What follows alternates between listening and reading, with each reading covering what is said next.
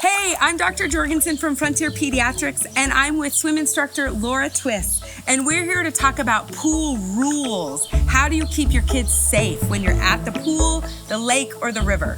Laura, what is the number one thing you can do to protect your child around water? 100% supervision. Okay. If you're at a pool with a lifeguard, the lifeguard is watching all of the children. They are there to scan. They are there to enforce the pool rules. They are there to jump in and do the rescues, and they are there to resuscitate if those all become necessary. But they are watching everybody. Right, hundreds of kids potentially. Yes. And basically, if everybody's watching the kids, nobody's watching the kids because you get distracted, and drownings happen super quickly, and they are different than what you imagine them or what they're portrayed on TV and movies. So you parent eyes, you watch your eyes kids on your own kids. Yes. Actually, along those lines, are there certain swimsuit colors that are safer than other swimsuit colors because it makes your kids? I've heard that It like depends you should on- wear certain swimsuit, put your kids in certain swimsuits in certain It depends on environments. waters, and it depends on lakes, like what kind of water you're in. The brighter the color, the better. Like blue swimsuits blend in too well to pools. So bright colors are always really good. Okay. Yay. Pick the bright ones. Let's talk a little bit about drowning, because you mentioned that it doesn't look like what it's portrayed to look like on the movies and what most people think it would look like if their child was drowning. Yes. So what does drowning look like?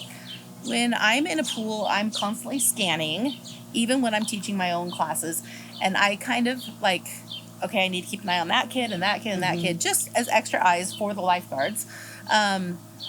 They're not strong swimmers. Okay. They're struggling. They're getting to where they're deep in the water. They don't have a flotation device, or they have a noodle or something, which they could easily lose. When kids are actually drowning, it's very quiet, and it can happen very fast. They're not screaming. They're not screaming. Are they flailing? If they're screaming, and if they're flailing, they're still pretty okay. The kids that you have to look for are the ones that you just see really big eyes, and you just see from this far up. Their faces are up. They're trying to get as much breath as they can. But they can't. They can't get their head up. Nope. Yeah. Once they're under, you got to get them fast. Okay. So and drownings actually, or near drownings, can happen. Like it could be a child this close to me, and I'm not even aware of it because it's that quiet. And if it's not my child, you're not paying attention. And I have actually gone and gone clear across the pool to grab a kid that I see that is drowning within a few feet of a parent or an adult. Because it's quiet. They're not splashing. They're not saying, help me, help me, help me. They quick. sound like they're just playing and calm, and they're not. They're They drowning. get a gulp of water and they're under, and which is why the number one rule of you've got to have eyes on your kids all the time in the pool, no matter what. No matter how many swimming lessons they've taken, right? Exactly, you need to still have those eyes on when you're kid. at a private pool, obviously there's no lifeguard. You need to have one designated person who's watching the pool. And everybody needs to know who that designated person is. Trade-off, because it's a boring job. Yeah. That person shouldn't be being talked to because it's a distraction. They shouldn't have a phone. All that kind of stuff. Yeah, that makes sense. I want to talk to you about flotation devices. Okay. So, tell me, what do you think about flotation? As I pull in, I've got my froggies, and I've got an extra one now. This one's so cute.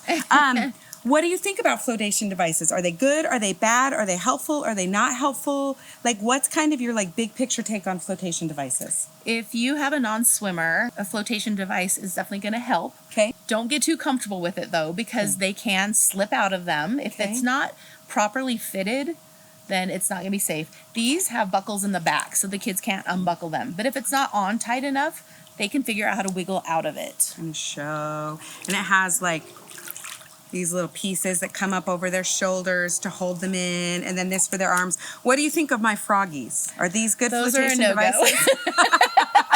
What? Super cute, but a no-go. Okay. No froggies. Get yourself a legit one. And actually, it says something inside. It says Coast Guard approved. How important is that to look for that Coast Guard approved inside of a It is flotation super device. important. Okay. If it doesn't have that, should I buy it? I would not. Okay. Good. Yeah. And notice what age it's for. Oh, okay. And that it's properly fitted. Oh, it even has, look at that. It has the a weight, which would correspond with kind of your age of your child. So obviously, you know, there's ranges. Some kiddos are going to be on the high end or the low end. So you really want to go for that weight on it. Yes. So you're looking for a flotation device that matches your child's weight range and is Coast Guard approved. Yes. Yay. Now, I have seen kids who are both in wings or flotations, and one of them is pushing on it, and it pushes the kid under, and it can hold them under. So, like I said, it helps, but it's not a solution. Hence the reason the number one was not put your kid in a flotation device. The number one safety advice was eyes on a kid. You've always got to have adult eyes watching children because there's nothing that's 100% safe. Correct. Okay.